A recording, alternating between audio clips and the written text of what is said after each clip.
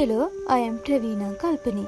Today I am going to talk about the fact that yoga is very popular among people in the modern world and people have identified it with misconception, and it is a wrong ideology. Yoga is a precise technique that promotes spirituality and improves personal balance. In modern times, yoga has been identified with misconception. Among them, yoga is for women only. Yoga is a waste of time. Yoga is difficult.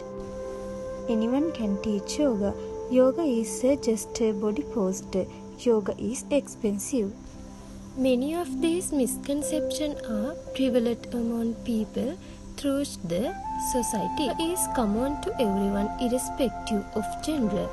Yoga is gender natural as it promotes mental and physical well-being. Is yoga a waste of time? No, it is varies. Some yoga practices will take time by engaging in long routines. Throughout it, spiritual healing as well as physical healing develops. Is yoga difficult? No, it depends on your experience and preference, with consistent practice and guidance. Yoga becomes more manageable.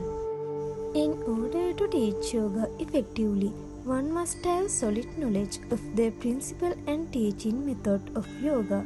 Therefore, yoga cannot be taught to just anyone.